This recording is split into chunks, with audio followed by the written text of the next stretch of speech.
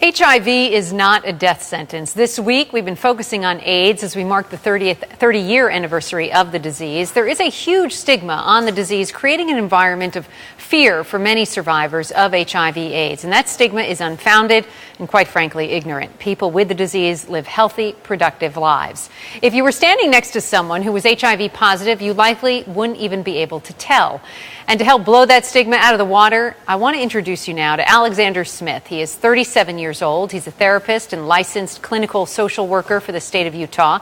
Alexander is also HIV positive. He contracted the virus about 8 years ago.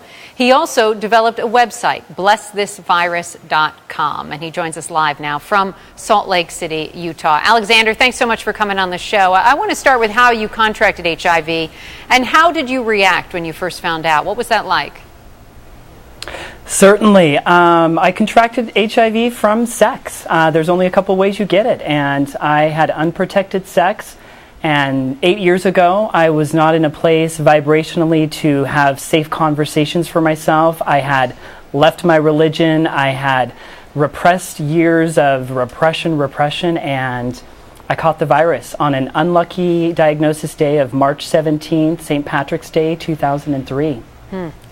Most people, when they test positive for HIV, are filled with shame, and you have started this website, blessthisvirus.com. How did you go about making peace with this?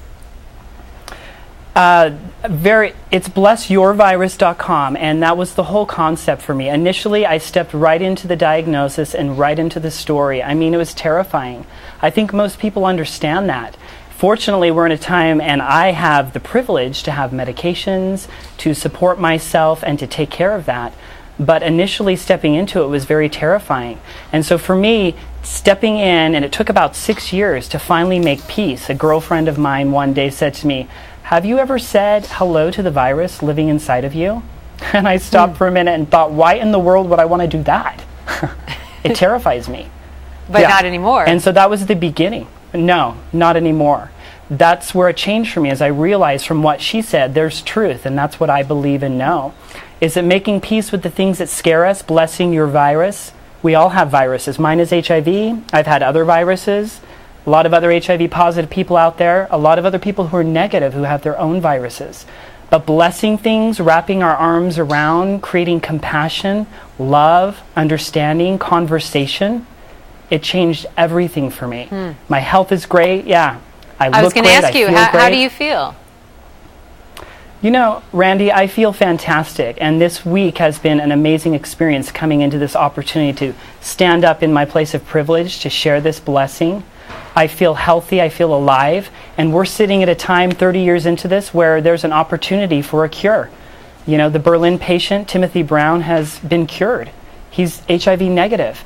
And it's going to be a process to get there, but that's what this blessyourvirus.com is all about, is how can we create an environment where the cure can arrive for me and for all of us. Yeah, as we've been talking, we've been looking at some pictures of you, and you are full of life. There is no doubt about that. But what would you say to people watching right now who are HIV positive? I mean, what would you say to those family, friends, coworkers of people who are positive as well? I would start by saying, I bless you. And I bless the virus that you carry. And I ask you and I challenge you to turn in and to find courage and to find small moments, small steps, small thoughts, to turn in and find the blessing within yourself, because we need your hope. Those who carry the virus have such a magnificent ability and understanding. And so I would say hang in there and find a way to bless and love yourself and find life. Alexander Smith, great advice and great talking with you. Thank you, and be well. Take care of yourself. Yes, thank you.